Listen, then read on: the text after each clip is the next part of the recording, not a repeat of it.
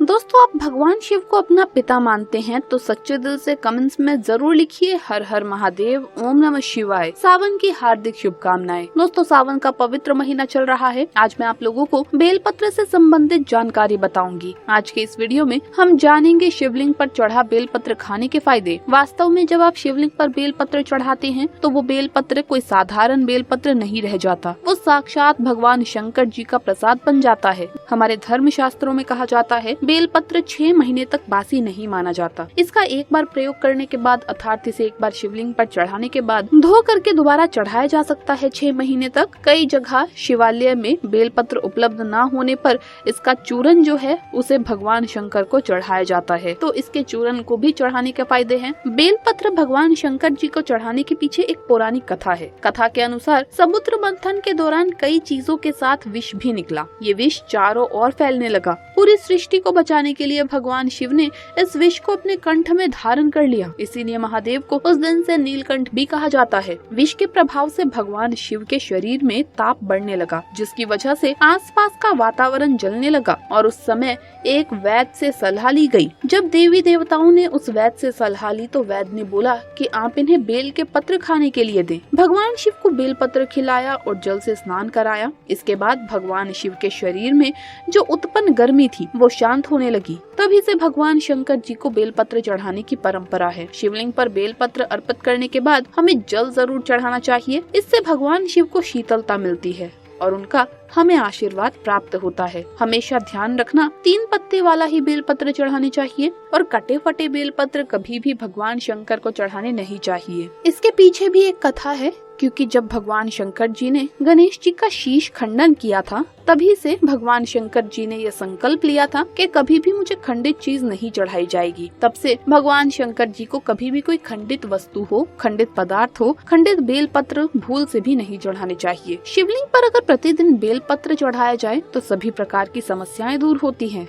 भगवान शंकर जी के भक्तों को कभी भी पैसों की समस्या नहीं रहती। बेलपत्र को तिजोरी में रखने से बरकत आती है। तो ये वीडियो को आप ध्यान से सुनना। वीडियो में मैं आप लोगों को बेलपत्र से जुड़ी सभी महत्वपूर्ण जानकारी बताऊंगी। आइए जानते हैं बेलपत्र संबंधित कुछ ऐसी विशेष जानकारी। दोस्तों, आगे बढ़ने से पहले सच्चे दिल से कमेंट बॉक्स में हर हर महादेव, ओम नमः शिवाय और हमारे चैनल को सब्सक्राइब जरूर कर ले। एक लाइक तो बनता है। तो जो बेलपत्र है कुछ समय में नहीं तोड़ना चाहिए। कुछ ऐसी विशेष तिथि है जिनमें बेलपत्र नहीं तोड़ना चाहिए। तो हमारे धर्मशास्त्र कहते हैं बेलपत्र को कभी भी चतुर्थी, अष्टमी, नवमी, दसवीं, चतुर्दशी, अमावस्या, पूर्णिमा और जो संक्रांति है इस तिथि में बेलपत्र को कभी भी नहीं तोड़ना चाहिए। और ये भी कहा जाता है कि सोमवार के दिन बेलपत्र को कभी भी नहीं तोड़ना चाहिए। ऐसे में जब सावन का पहला सोमवार पड़े तो ये बात जरूर गांठ बांध लें कि सावन के सोमवार आने से पहले बेलपत्र घर में लेकर के रख लीजिए। इसमें शिव जी का खासकर सोमवार के दिन वास माना जाता है, क्योंकि बेलपत्र के संपूर्ण हिस्से में भगवान शंकर जी का वास माना जाता है। इसके मूल में अर्थात इसकी जड़ में ब्रह्मा जी का वास होता है और इसके मध्य भाग में भगवान विष्णु जी का वास माना जाता है। और जितनी भी इनकी बेलपत्र की पत्तियां हैं इनमें महाशक्ति का वास माना जाता है। इसीलिए ध्यान रखना कि कभी भी सोमवार के दिन बेलपत्र नहीं तोड़ना चाहिए। चाहे सोमवार के व्रत हो या सावन सोमवार हो, बेलपत्र आप पहले से तोड़कर रख लें। बेलपत्र की उत्पत्ति कैसे हुई आइए जानते हैं। तो स्कंद पुराण के अनुसार एक बार माता पार्वती के पसीने के कुछ बूंद मंदराचल पर्वत पर जा गिरी। इससे वहाँ एक पौधा उगा जो बाद में बेलपत्र के नाम से जाना जाने लगा और बेलपत्र के रूप में ये पूजनीय हो गया। तो आइए इस वीडियो में जानते हैं दर्शकों बेलपत्र खाने के फायदे। देखिए, आप जब बेलपत्र को भगवान शंकर जी के शिवलिंग पर चढ़ाते हैं तो वो बेलपत्र एक बेलपत्र नहीं रह जाता, बल्कि वो एक भगवान शंकर जी का प्रसाद बन जाता है, जो कि असाध्य बीमारी को दूर करने में, आपकी पीड़ा को दूर करने में, जीवन में चल रही समस्याओं को दूर करने में बड़ा सामर्थ्यवान और भगवान का प्रसाद बन जाता है। वो आपके लिए अमृत जैसा बन जाता है। तो शिवलिंग पर चढ़ा हुआ बेलपत्र खाने से क्या फायदा मिलता है आइए जानते हैं। तो शिवलिंग पर चढ़ा हुआ बेलपत्र खाने से शरीर के सभी प्रकार के रोग दूर हो जाते हैं। शरीर के जितने भी रोग होते हैं अगर आप बेलपत्र नित्य खाते हैं तो ये नष्ट हो जाते हैं और आप रोगों से बच सकते हैं। वात दोष, पित्त दोष, कफ दोष, ये तीनों प्रकार के दोष कहे गए हैं। इन दोषों से संपूर्ण रोग उत्पन्न होते हैं। तो सभी प्रकार के रोगों से आप छुटकारा पा लेंगे। शरीर से पाप मिट जाता है क्योंकि शिवलिंग पर चढ़ा हुआ होने के कारण ये सिद्ध हो जाता है। तो जो लोग गौ हत्या जैसे पाप से परेशान हैं जिन लोगों को गौ हत्या जैसा पाप लग गया है, अनजाने में भयंकर से भयंकर पाप हो गया है और वो चाहते हैं कि वो पाप का पश्चाताप कर लें, तो नित्य कम से कम ज्यादा नहीं तो 2 माह तक आपको बेलपत्र का सेवन जरूर करना चाहिए। बहुत से लोगों के शरीर में तामस गुण आ जाते हैं, या फिर बहुत से लोग मदिरा वगैरह का सेवन करते हैं, या फिर मटन, मांस, चिकन आदि कई प्रकार के जो कहे गए नकारात्मक चीजें हैं इनका सेवन कर बैठते हैं। तामसी चीजों का सेवन करके बैठे होते हैं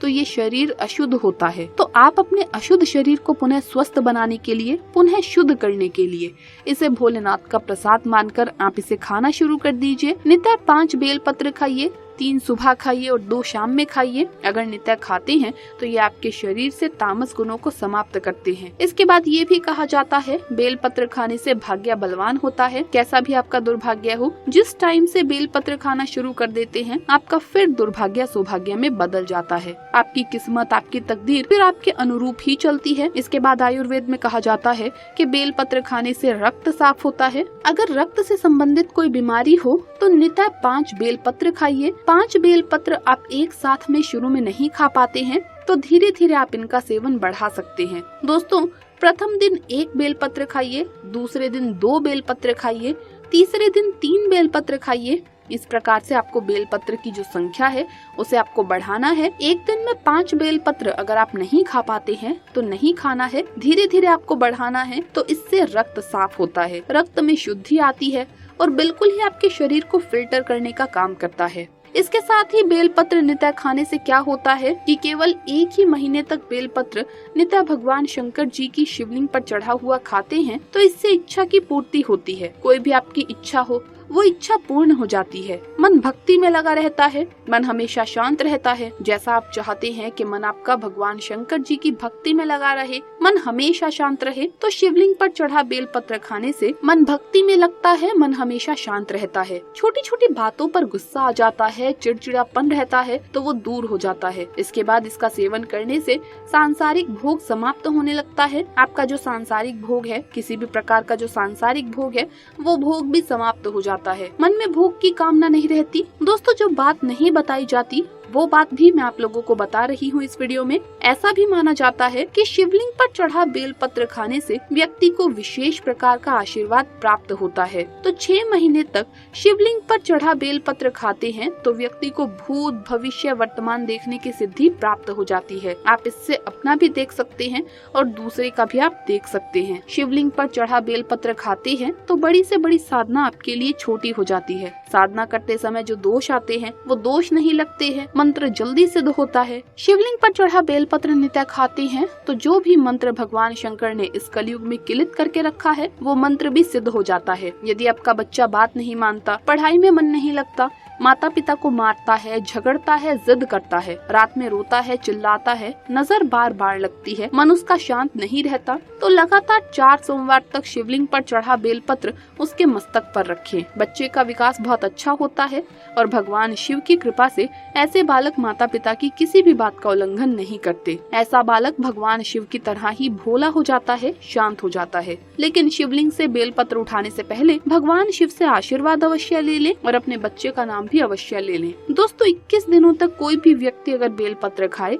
तो व्यक्ति का दुर्भाग्य दूर होकर के सौभाग्य में बदल जाता है। यहाँ तक कि अगर आपको 9 ग्रह की पीड़ा है, आप में से अधिकतर ऐसे लोग हैं जो कि शनि है, राहु है, केतु है, इस प्रकार के जो नीच कहे गए ग्रह है, इससे हमेशा पीड़ित रहते हैं, तो आप 9 ग्रह की पीड़ा से परेशान हैं, काफी सारा पैसा खर्च करते हैं, जैसे आप यज्ञ हवन करवाते हैं, फिर भी 9 ग्रह की पीड़ा शांत नहीं हो रही है, तो केवल शिवलिंग पर चढ़ा बेलपत्र खाना है। नित्य आपको 5 बेलपत्र खाना शुरू कर देना है। दोस्तों, इसके बाद ये दैहिक पीड़ा को दूर करता है। कोई देवी देवता की क्रूर दृष्टि लगी हो, कूप लगा हो आपके जीवन में जो कि परेशानी डाल रहा हो, कभी कभी हमारे घर के देवी देवता ही हमारा नुकसान करते हैं, जिसे हम कुल के देवी देवता बोल सकते हैं। तो कोई देवी देवता की पीड़ा आपको सता रही हो, अगर वो क्रोधित हो तो वो पीड़ा दूर हो जाती है। दैहिक पीड़ा दूर होती है। दैहिक पीड़ा में बहुत सारी समस्याएं आ जाती है, जैसे कि कई प्रकार के रोग आ जाते हैं। तो दैहिक पीड़ा भी दूर हो जाती है, सारे कष्ट भी मिटते हैं। आपके शरीर में किसी भी प्रकार का कष्ट हो तो वो कष्ट मिटता है। तो आपने देखा, शिवलिंग पर चढ़ा बेलपत्र खाने से इतने चमत्कारी फायदे मिलते हैं। और ये भी कहा जाता है हमारे आयुर्वेद में, अगर पेट से जुड़ी कोई समस्या है तो अगर शिवलिंग पर चढ़ा बेलपत्र नित्य खाते हैं, रोजाना सेवन करते हैं, तो पेट से जुड़ी गंभीर समस्याएं दूर हो जाती है और ये हमारे डाइजेशन सिस्टम को मजबूत बनाती है। साथ ही जैसे कब्ज है, पेट में गैस बनती है, दर्द की समस्या बनी रहती है, तो शिवलिंग पर चढ़ा बेलपत्र खाना शुरू कर दें। को इसे सिर्फ 2 से 4 दिनों तक ही नहीं खाना है, बल्कि लंबे समय तक, लंबे टाइम तक खाना है। आप खुद देखना, आपके जीवन में जो परेशानी है, बीमारी है, तकलीफें हैं, वो सारे कष्ट दूर हो जाते हैं। दोस्तों, सावन के महीने में कौन कौन चाहता है भगवान शिव हमारे घर में आ जाएं? तो कमेंट बॉक्स में सच्चे दिल से लिखिए, भगवान शिव आपका स्वागत है हमारे घर में। भगवान शिव से अगर आप प्यार करते हैं तो एक लाइक जरूर कीजिएगा और हमारे चैनल को सब्सक्राइब जरूर कर ले। धन्यवाद।